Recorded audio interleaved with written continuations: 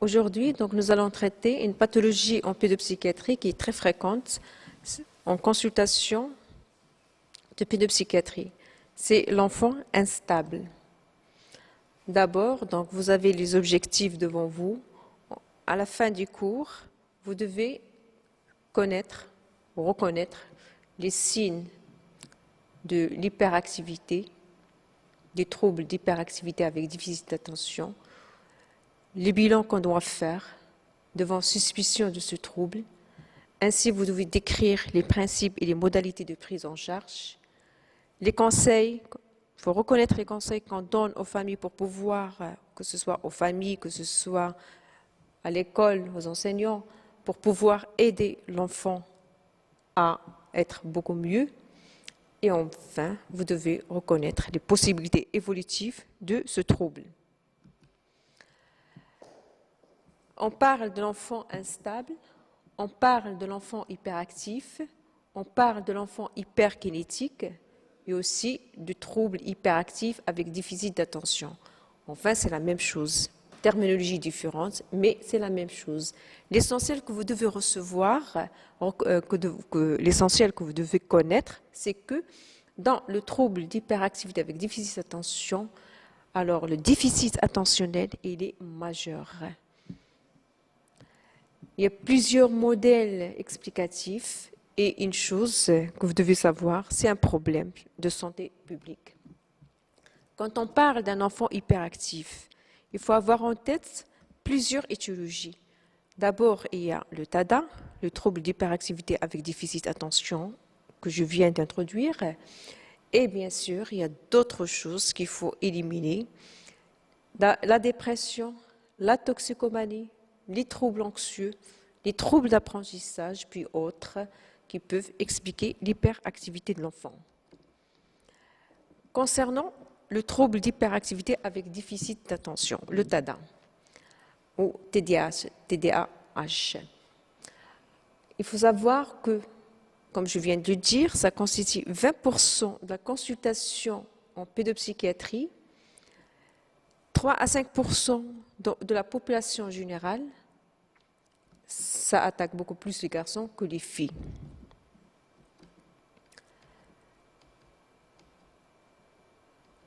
Donc, plusieurs classifications. Les classifications françaises, ils parlent d'une instabilité psychomotrice. L'Organisation mondiale de la santé, il parle d'hyperkinésie. L'Association américaine, au niveau du DSM-4, on parle de troubles du déficit d'attention avec hyperactivité. C'est ce que j'ai introduit en tout début. Donc, c'est juste des nominations différentes, mais le trouble est le même. Les signes cliniques, en tout cas, toutes ces classifications, ils parlent d'un ensemble de symptômes cliniques. Il y a un consensus autour de ces symptômes cliniques. Au niveau du DSM-4, pour poser le diagnostic, il faut avoir 6 symptômes d'inattention ou 6 symptômes d'hyperactivité et d'impulsivité. Au niveau du DSM-4, on parle de 3 formes. Il y a la forme inattentive, il y a la forme hyperactive et impulsive, il y a la forme mixte où il y a l'inattention et l'hyperactivité. Bien sûr, pour poser le diagnostic, il faut que le trouble dure depuis 6 mois.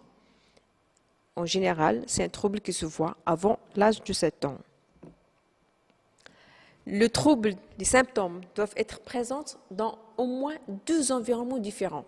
Ça veut dire que la symptomatologie, vous allez la voir, c'est les mêmes symptômes qui se présentent soit à l'école et à la maison, soit à la maison et à l'extérieur. En tout cas, il y a 2 environnements là où on trouve les mêmes symptômes, avec bien sûr une altération significative du fonctionnement de l'enfant. Par exemple, au niveau scolaire, il y a un échec scolaire pour les enfants les enfants qui ont commencé à travailler à un âge jeune. Il y a une altération au niveau du fonctionnement, au niveau du travail.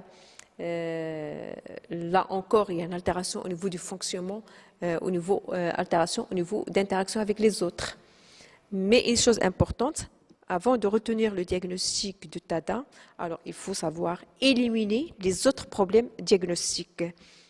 Celles que j'ai citées, ou c'est la schizophrénie, le retard mental, tout ce qui peut expliquer donc un trouble, tout ce qui peut expliquer une hyperactivité chez l'enfant. Alors là, il y a deux choses très importantes pour distinguer entre. Vous êtes devant deux choses. Soit vous êtes devant des symptômes qui durent donc qui sont présents et qui durent depuis toujours. Et là, c'est des symptômes. On est dans les troubles qui sont constitutionnels. Bien sûr, il y a le TADA, puis il y a d'autres troubles, donc qui sont en rapport surtout avec les pathologies neuropédiatriques et les pathologies, les dysharmonies évolutives. Mais vous avez des troubles qui apparaissent d'apparition récente, ça veut dire que vous êtes devant un enfant qui est normal et après il a développé ces troubles d'hyperactivité, d'inattention, etc. Alors là, il faut chercher d'autres pathologies, donc les dépressions, les troubles anxieux, aussi donc des problèmes qui peuvent en rapport avec l'environnement, comme un échec scolaire, peut expliquer un échec scolaire avec des difficultés, peut expliquer cette hyperactivité. Aussi les carences éducatives, comme par exemple les enfants qui se trouvent carences éducatives, donc qui vivent avec des parents donc divorcés et vivent dans le chaos familial, énormément de problèmes, des enfants qui sont négligés, ils sont dans des carences affectives qui peuvent engendrer. Et là, l'enfant il exprime sa souffrance par cette hyperactivité. Alors, pour le TADA, il faut dire qu'il y a une forme typique. Donc, ce sont des enfants d'âge scolaire qui présentent des symptômes qui sont excessifs par rapport à leur âge, et excessifs par rapport à leur âge et en comparaison par rapport à son quotient intellectuel. Et ces symptômes, bien sûr, se retrouvent dans des situations différentes. On les retrouve, au moins, comme ça a été dit tout à l'heure, dans deux environnements différents. En général, c'est la famille et l'école. La consultation, donc, ces enfants, en général, ce sont les mamans qui viennent demander la consultation parce que les mamans, ils se sentent épuisés par leurs enfants qui sont hyperactifs tout le temps. Donc, ils sont vraiment au bout de leur épuisement. Et bien sûr, les difficultés scolaires. Et là, c'est des enfants qui sont en échec scolaire ou bien des enfants qui présentent des problèmes au niveau scolaire. Et la demande, parfois, il vient des maîtres qui convoquent les parents pour dire que moi, c'est un enfant qui présente des problèmes, il ne peut pas suivre la scolarisation. Et bien sûr, quand il y a des troubles de comportement assez dérangeants, c'est là où la famille consulte. Concernant les signes, alors, il y a la triade symptomatique qu'il faut retenir.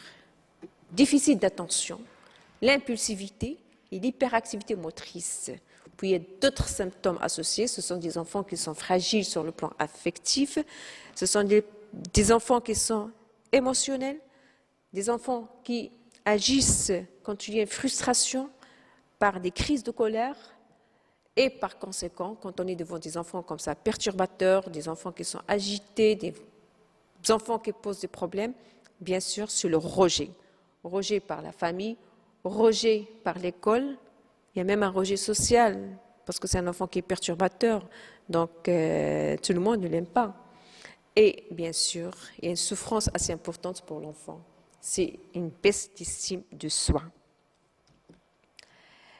Alors, concernant les symptômes, comment se voit cette hyperactivité motrice? C'est des enfants qui courent, qui grimpent partout, qui sont agités, qui ne restent pas assis. C'est des enfants qui bougent sans cesse, qui ne peuvent pas jouer en silence. Donc, il faut énormément de bruit. C'est des enfants qui prennent des risques, qui peuvent monter dans des arbres sans vraiment évaluer le risque. C'est des enfants qui ne peuvent pas se fixer sur une tâche. Ils changent de tâche à une autre. Et quand ils commencent une tâche, ils ne peuvent pas continuer la tâche, ils s'arrêtent au bout de la tâche. Sur le plan attentionnel ou le déficit d'attention qui est un symptôme qui est majeur, c'est des enfants qui ont du mal à se concentrer quand on leur donne un devoir à faire, un petit exercice à faire, ils ont du mal à se concentrer, ils sont très distraits. C'est des enfants qui paraissent quand on leur parle, donc ils ne font pas attention, tout simplement ils paraissent distraits ils semblent ne pas écouter. C'est des enfants qui font pas attention à leurs objets, ils ont tendance à perdre leurs objets et ils ont des difficultés de partager l'attention avec l'autre. Sur le plan impulsivité, c'est des enfants qui sont impulsifs, c'est des enfants qui n'attendent pas leur tour pour parler, c'est des enfants, par exemple, en classe, quand on pose une question, ils se précipitent rapidement pour répondre. C'est des enfants qui ont tendance à arrêter les conversations, ils dérangent les conversations, ils ont du mal à organiser leur travail, ils ne peuvent pas être conformes aux ordres. Donc, c'est des symptômes qui sont majeurs. Alors, là, il y a une association assez fréquente, c'est des troubles de cette hyperactivité avec des troubles d'apprentissage. Des troubles d'apprentissage qui sont aussi donc fréquents. Et là, donc, on trouve comme quoi, quand il y a association des deux, c'est une comorbidité assez forte. Et dans ce cas, ça amène à un échec. Et là, on trouve des troubles au niveau des apprentissages, des problèmes au niveau que ce soit de langage écrit, que ce soit au niveau de langage parlé. Une chose qui est assez importante, c'est que cette hyperactivité, il a un impact important sur le développement de l'enfant. Comme vous voyez dans le schéma, en âge préscolaire, les troubles de comportement sont fréquents. Donc, dans le primaire, donc il y a des difficultés. Déjà, l'échec scolaire commence déjà en primaire. Les problèmes donc il y a les problèmes, les interactions avec les autres sociales. Donc, il y a un problème.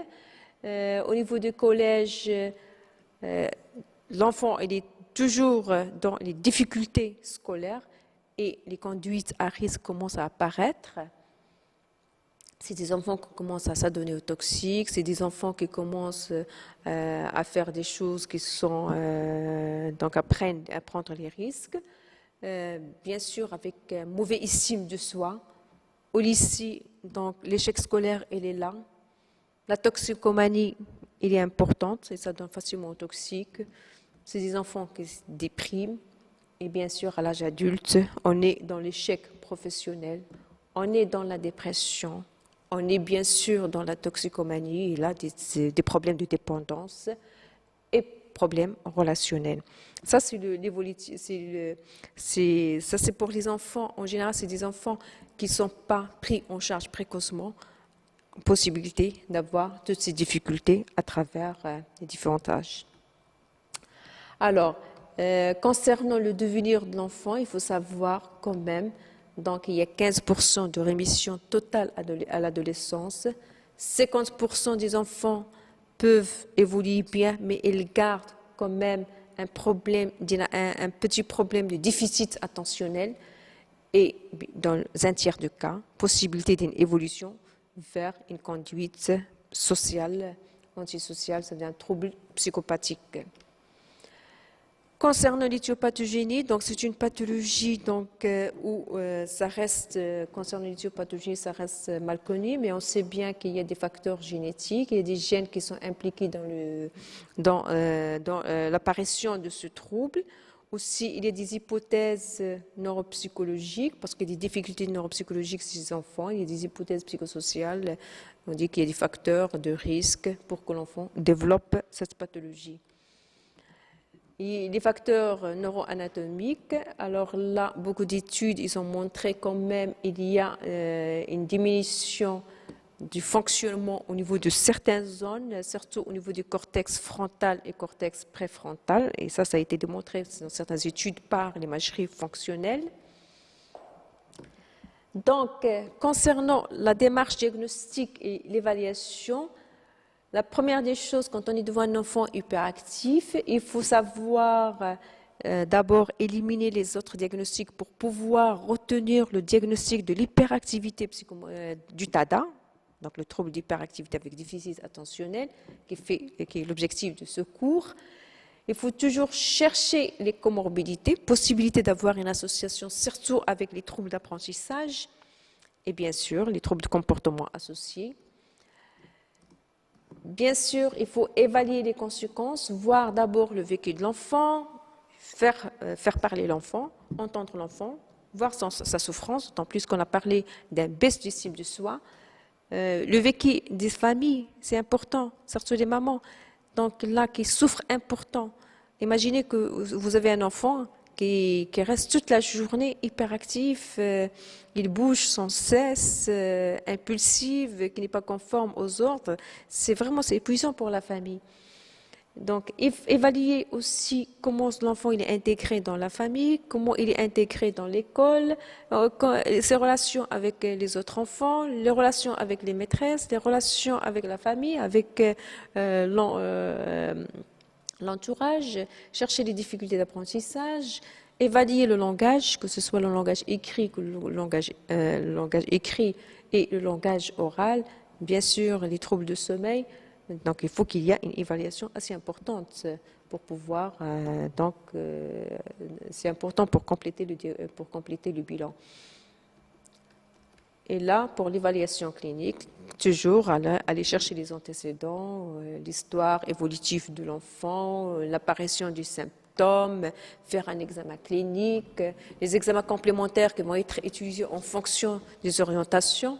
Parce qu'on a déjà parlé comme quoi possibilité d'avoir une comorbidité avec d'autres pathologies, c'est des enfants, donc il faut penser, étant donné qu'on est devant une hyperactivité, il faut penser donc aux autres troubles ou bien sûr aux comorbidités.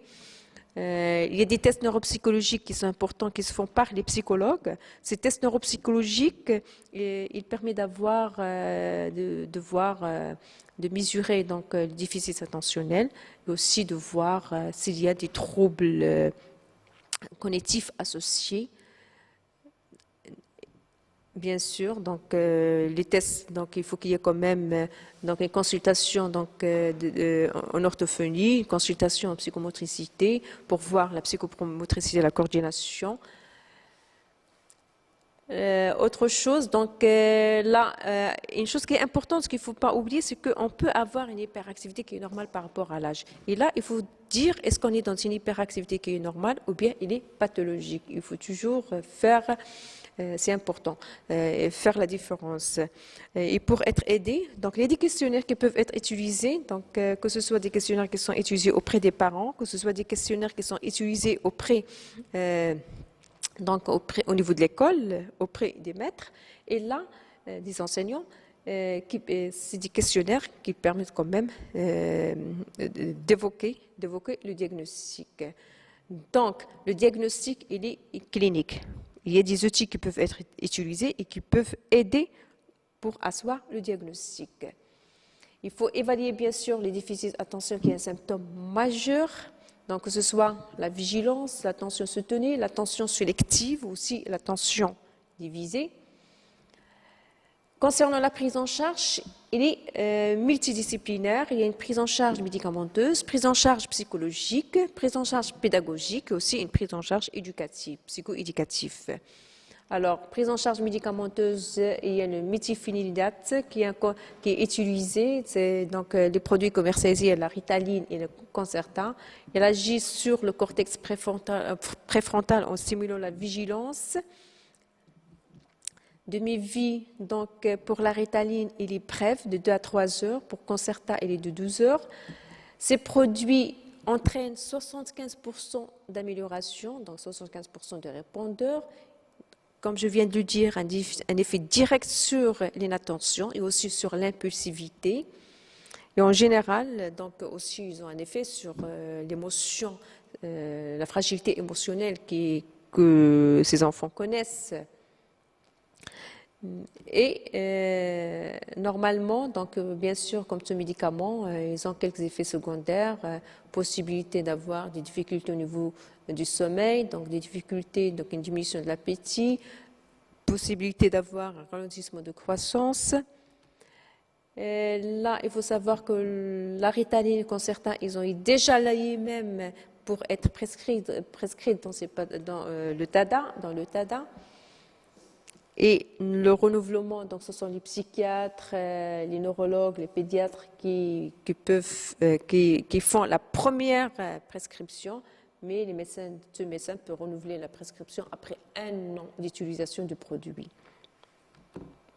La posologie, c'est 0,5 kg par kilo jour. Et en général, ces traitements sont prescrits pendant les jours de la semaine, mais pendant le week-end, donc l'enfant ne prend pas ce traitement, il reste libre. Et bien sûr, ces traitements ils sont indiqués quand il y a vraiment un retentissement important sur le fonctionnement de l'enfant, un retentissement familial, un retentissement sur la scolarisation de l'enfant. Parce que la prise en charge psychoéducative reste la première. Là, donc, il y a des thérapies qui sont utilisées, donc on ne va pas rentrer dans les détails, donc vous connaissez comme quoi il y a des thérapies d'inspiration analytique, des thérapies cognitivo-comportementales qui sont adaptées aux enfants, et là, il faut avoir des formations, donc il faut qu'il y ait vraiment une formation là-dedans pour travailler avec les enfants, utiliser ce type de thérapie.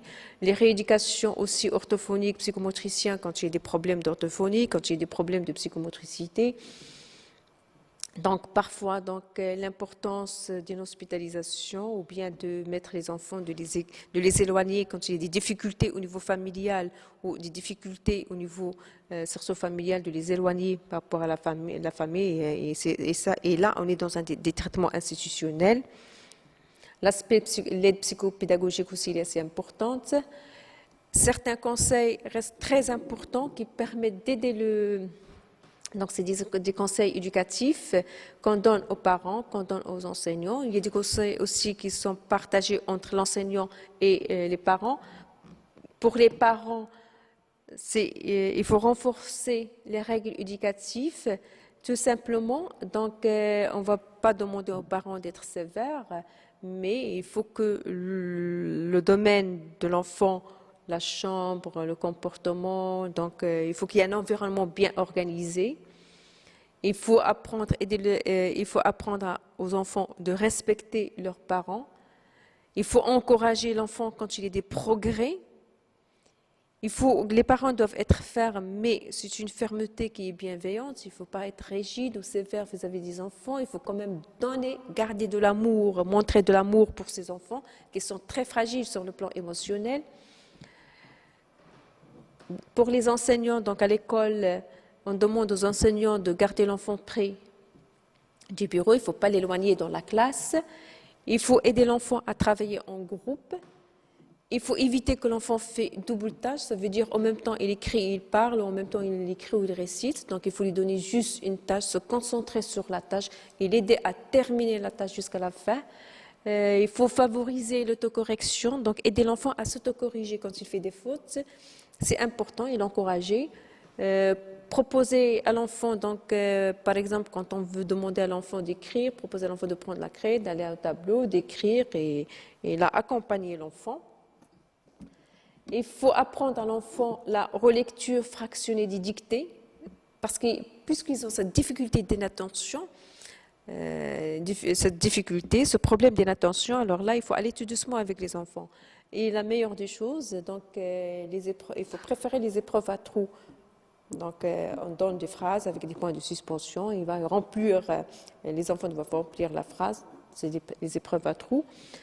Si l'enfant oublie ces objets, donc il ne faut pas le pénaliser et essayer de solliciter son attention visuelle.